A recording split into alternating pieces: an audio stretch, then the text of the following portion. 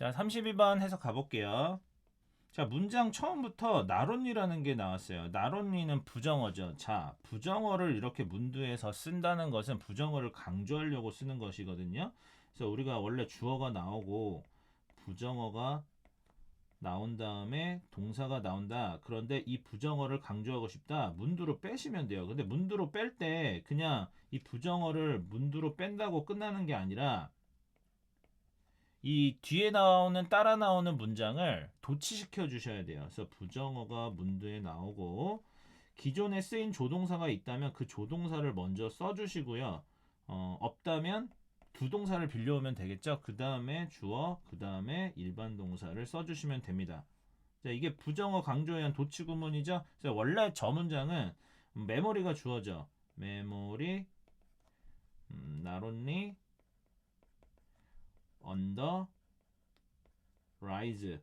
원래 이 부분이었죠. 그런데 이 나론리를 강조하기 위해서 문두로 뺀 것입니다. 자, 문두로 빼면서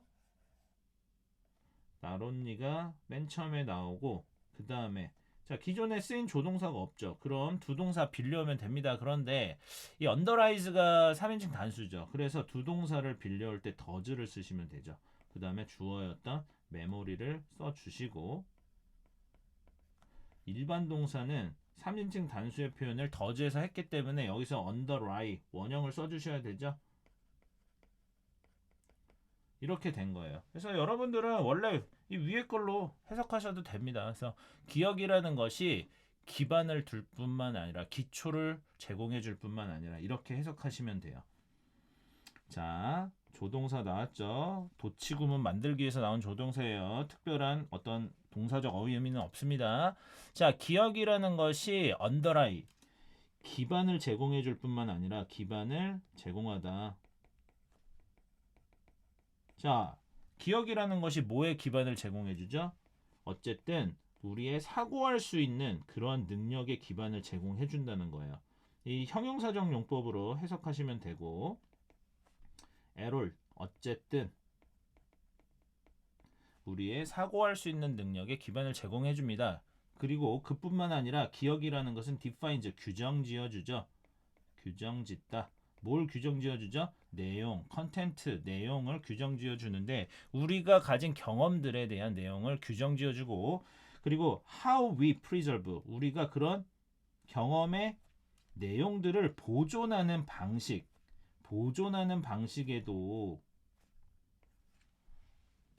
보존하는 방식도 규정 지어준다. preserve는 이제 보존하다. 그리고 여러분 아시다시피 명사절 how는 S가 V하는 방법이라고 해석하시면 돼요. 그래서 이 병렬 구조로 보신다면 이 기억이라는 것이 규정지어 주는 것이 첫 번째가 이 경험의 내용이고요. 두 번째가 우리가 그 경험의 내용을 다가올 수년간의 세월 동안에 보존하는 방법 이 두 가지를 기억이 규정 지어 준다는 겁니다. 그래서 메모리는 빈칸하다. 이 문제 뒤에 읽어봐야 알 수 있는 거죠. 그 다음에 if절에 워가 나왔는데요. 이 워가 나오면 일어날 가능성이 굉장히 희박한 이름을 전제하에 이야기하는 가정법, 용법이에요. 그래서 내가 혹시라도 suffer from heart failure, 내가 혹시라도 심장 부전, 그죠? 심장 박동이 일정하게 뛰지 않는 심장 부전의 질환을 앓게 된다면 그러한 질환을 앓으면서 의존해야 한다면 depend upon은 뭐뭐에 의존하다죠. 자, artificial heart, 인공심장에 의존을 한다면 I would be no less.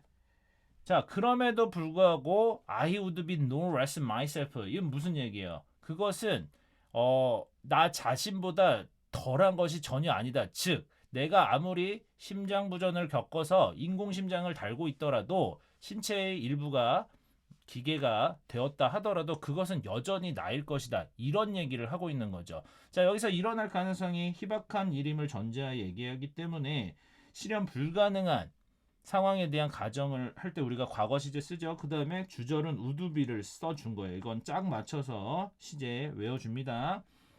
만약 또한 내가 혹시라도 lost an arm in an accident, 사고 속에서 팔을 하나 잃어서 had it replaced, 그 팔이, 그죠?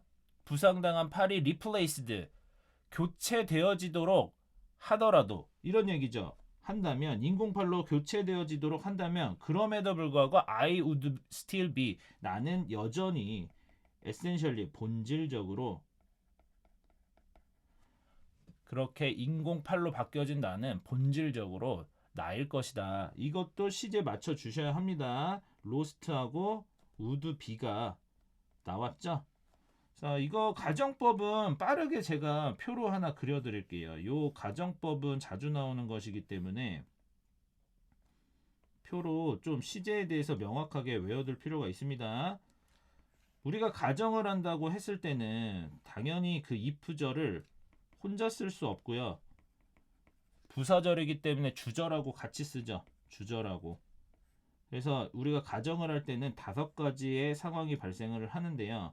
실현 가능한 true, 실현 가능한 미래 상황에 대한 가정도 있고, 실현 가능한 현재도 있죠. true한 현재에 대한 가정도 있고, untrue, 실현 불가능한 미래, 그 다음에 실현 불가능한 현재에 대한 가정도 있습니다. 또한 과거는 어때요, 여러분들? 과거는 가정한다 해도 우리가 실현시킬 수 없죠. 그래서 항상 과거는 직설법을 제외하고는 가정에서는 언출한 상황밖에 나타내지 못합니다. 그래서 그런데 여러분들 시간부사절하고 가정을 나타내는 if절은 미래 시제를 미래로 안 쓰죠. 둘 다 무슨 시제를 쓰죠? 미래를 현재로 표현합니다. 그래서 미래나 현재는 둘 다 현재 시제가 되겠죠. 그러나 주절은 그렇게 하지 않죠.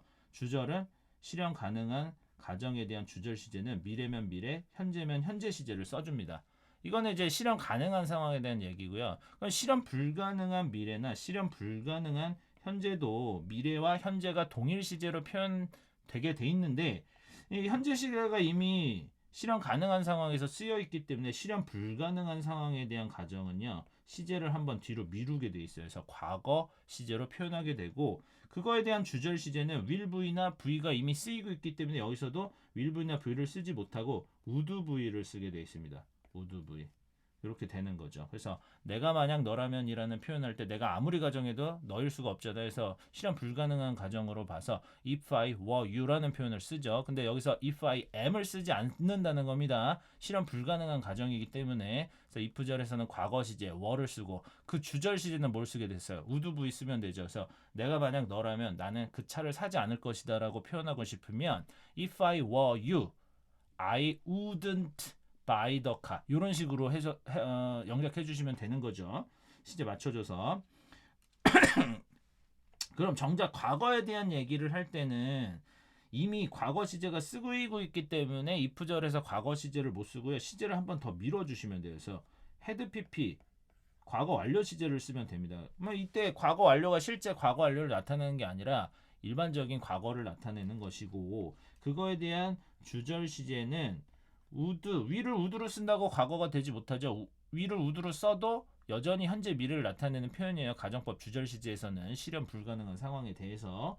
그래서 would로는 과거를 못 나타내고 would 뒤에 과거를 써야 하는데 would가 조동사다 보니까 뒤에 과거 못 쓰죠. 그래서 뒤에 현재형을 유지하면서도 현재보다 이전인데 과거는 아닌 시제, 즉 현재 완료 시제를 씀으로써 시제를 뒤로 미루는 효과를 내게 되어 있습니다. 그래서 과거에 대한 가정을 할 때는 if절은 had pp, 주절 시제는 would have pp를 사용한다는 거를 안 상태에서 이 지문을 보시면 외우기가 훨씬 수월해지죠. 그래서 만약 내가 사고에서 팔을 하나를 잃고, 그리고 내가 그것을 인공팔로 대체되어지도록 한다면 그래도 본질적으로 그것은 나일 것이다, 이런 얘기입니다. 자, 여기서 had라는 동사가 나왔는데요. 병렬 구조 아까 lost와 연결되는 부분이죠. 가정법 실현 불가능한 가정에 대한 현재 미래 시제라서 과거 시제를 썼고, 여기서는 사역동사입니다.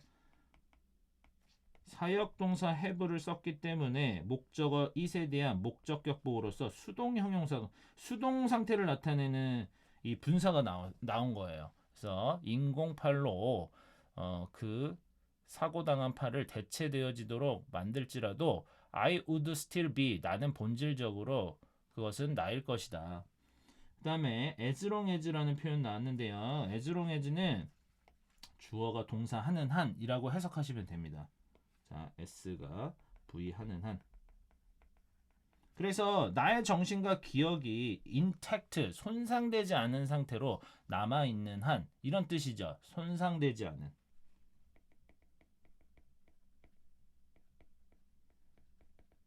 형용사고요. remain이 불완전 자동사가 됩니다. 그래서 뒤에 intact가 보호로서 온 거죠. 나의 정신과 기억이 손상되지 않은 상태로 남아있는 한은 I will continue. 나는 똑같은 사람임을 계속 이어나갈 것입니다.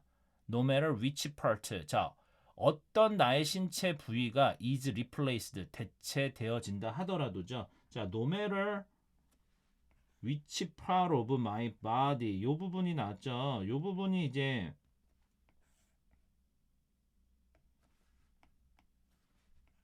해석을 어떻게 하셔야 되냐면요. 밑에 적어 드릴게요.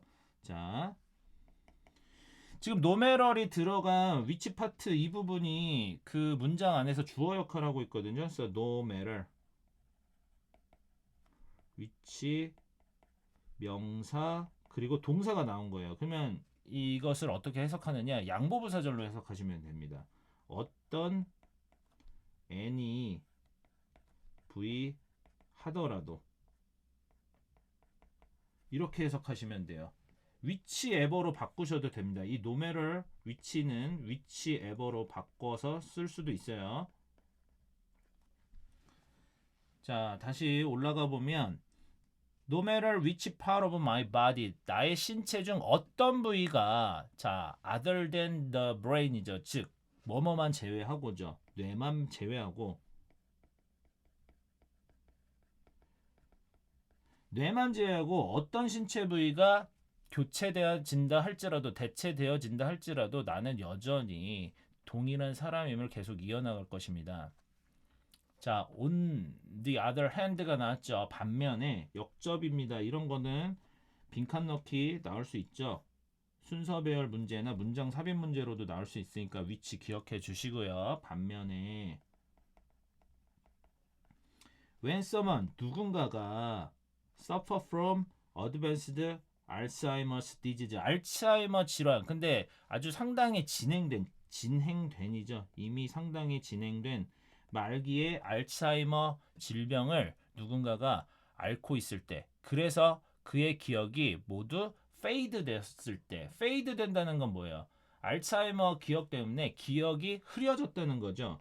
기억이 흐려졌을 때는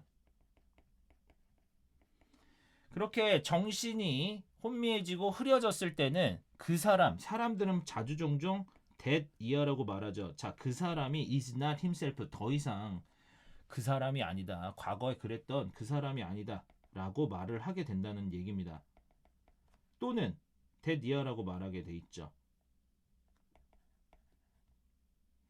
it's 그것은 자 as if 주어 동사하면 마치 s가 부의한 것처럼이요. 마치 s가 부의한 것처럼 마치 그 사람이 더 이상 그곳에 있는 것 같지 않다는 것을 말하게 됩니다. 그래서 말하는 내용이 두 가지인데요.